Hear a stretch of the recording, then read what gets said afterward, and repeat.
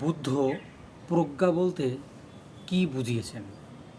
এই যে একটা টার্ম বললাম প্রজ্ঞা, যেটা হচ্ছে কি উইজডম।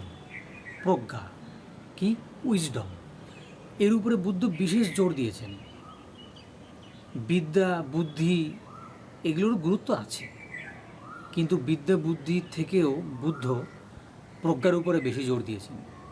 যেমন বিদ্যার থেকে বুদ্ধি বেশি প্রয়োজনীয়, আবার তার থেকেও বেশি প্রয়োজনীয় হলো প্রজ্ঞা, উইজডম। এই প্রজ্ঞাটা কি? একটা গভীর জ্ঞানকে বুঝিয়েছেন, গভীর অন্তর্দৃষ্টি। সেটা কি? সেটাই কিন্তু কোনো বই পড়ে হবে না। বই পড়ে কিন্তু বিদ্যা অর্জন করা যায়, শুধুমাত্র বই পড়ে প্রজ্ঞা অর্জন করা যায় না। প্রজ্ঞাটা সরাসরি কী হচ্ছে না, বাস্তবতা দেখে উপলব্ধি করতে হয়। বাস্তব একটা জিনিস সেখান থেকে উপলব্ধি করতে হবে, এই প্রজ্ঞাটা। তা বুদ্ধ শিক্ষায় কি বলা হয়েছে? বুদ্ধ কতগুলো বেসিক জিনিস বলেছেন। সব কিছুই অনিত্য, মানে কোনো কিছু স্থায়ী না, সব কিছু অনিত্য, এটা বুদ্ধ বলেছেন।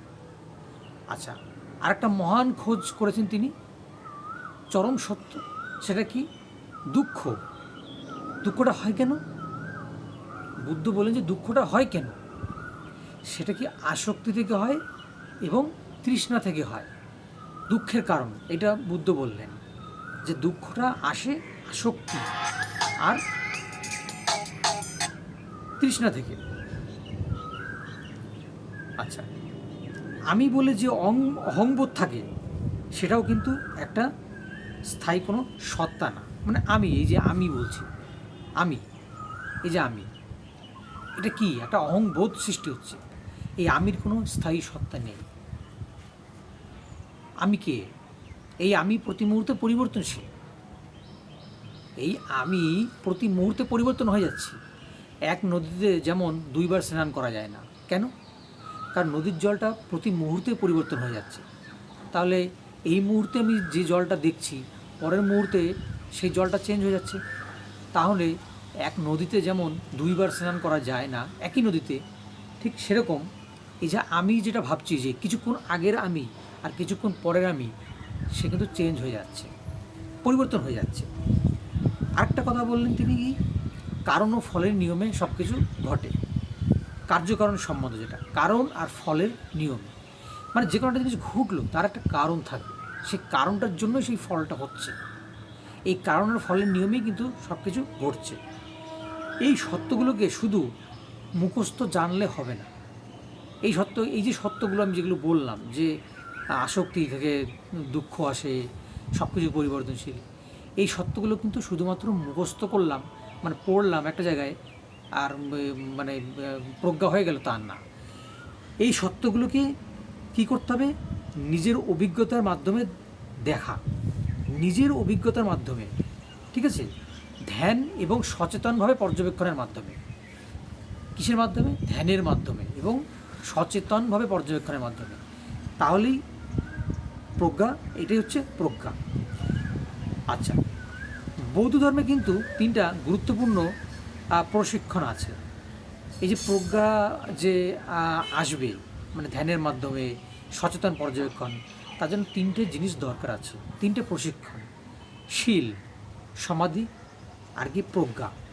শীল জিনিসটা নৈতিক জীবন, সমাধি কি মনের একাগ্রতা, মানে মনটা কি কনসেন্ট্রেট, একদম এক মন। আর শীল হচ্ছে কি নৈতিক জীবন, সমাধি হলো কি মনের একাগ্রতা, আর প্রজ্ঞা হলো অন্তর্দৃষ্টি বা উইজডম, ভিতরের জ্ঞান যেটা, সেটা হলো প্রজ্ঞা। প্রজ্ঞাকে আরেকভাবে ব্যাখ্যা করা যায়, যেমন একটা অন্ধকার ঘর আছে, সেই অন্ধকার ঘরে যদি একটা আলো জ্বালানো হয়, তখন কি হয়? অন্ধকারটা দূর হয়ে যায়। তো আমাদের মধ্যে এরকম প্রজ্ঞা যদি আসে, মানে আমরা যদি প্রজ্ঞাবান হই, ঠিক আছে, যখন আমরা উইজডম হব, মানে বুদ্ধ তো প্রজ্ঞা লাভ করেছিলেন, তো আমরাও যদি এরকম প্রজ্ঞা লাভ করি, তখন কি হয়? আমাদের যে মনের মধ্যে আমাদের যে মোহ, হ্যাঁ, এই সমস্ত থাকে, এগুলো কি দূর হয়ে যায়, মোহ দূর হয়ে যায়। ভুল ধারণা, আমাদের মধ্যে যে অজ্ঞতা থাকে, মোহ, অজ্ঞতা, এই ভুল ধারণাগুলো দূর হয়ে যায়। অর্থাৎ প্রজ্ঞা হচ্ছে কি ওই মোমবাতির বা আবার আলো জ্বলার মতন, অন্ধকার ঘরে একটা আলো জ্বলার মতন, এটা হলো প্রজ্ঞা। বিপাশনা ধ্যান, এটা একটা খুব গুরুত্বপূর্ণ। বিপাশনা ধ্যানটা কিন্তু প্রজ্ঞার জন্য বিশেষ গুরুত্বপূর্ণ। বিপাশনা ধ্যানে কী করা হয়, শরীর, মন, চিন্তা এগুলোকে কী করা হয়, অবজার্ভ করা হয়। এগুলোকে শান্তভাবে অবজার্ভ করতে হবে। এরকম না যে খুব মানে মনটাকে একেবারে একদম কঠিনভাবে একটা জায়গায় মানে আটকে রাখা, এটা বিপাশনা ধ্যান না। বিপাশনা ধ্যান মানে যেটা সত্য ঘটছে, যা স্বাভাবিকভাবে ঘটছে, আমি ধ্যানে বসছি, স্বাভাবিকভাবে যেটা ঘটছে, স্বাভাবিক যে চিন্তাটা আসছে, সেই চিন্তাটাকে স্বাভাবিকভাবে পর্যবেক্ষণ, শরীরের স্বাভাবিক গতি প্রকৃতি পর্যবেক্ষণ, শরীরকে পর্যবেক্ষণ, শরীরের প্রতিটি অনুভূতি যেগুলো তৈরি হচ্ছে পর্যবেক্ষণ। এইভাবে আস্তে আস্তে পর্যবেক্ষণের মাধ্যমে কী হয়, সেখান থেকে অনিত্যতা দেখা যায়। কী দেখা যায়, অনিত্যতা মানে সব কিছুই যে পরিবর্তনশীল, এটা বুঝতে পারা যায়। এবং এইভাবেই আস্তে আস্তে প্রজ্ঞার উৎপত্তি হয়। তার বিপাশনা ধ্যানটা কিন্তু আমাদের প্রজ্ঞা তৈরি করে। তার মানে আমাদের বিপাশনা ধ্যান করা খুব প্রয়োজন যদি আমরা প্রজ্ঞাবান হতে চাই। বুদ্ধের দৃষ্টিতে এটা গুরুত্বপূর্ণ। তো তোমরা সবাই যারা আছো, তারা এই ভিডিওটা দেখলে তোমরা একটু বিপাশনা ধ্যান নিয়ে একটু অ্যানালাইসিস করো। আরও ভিডিও আমি বানাবো, তো সেখানে এই বিষয়ে আরও গভীরে আলোচনা করব।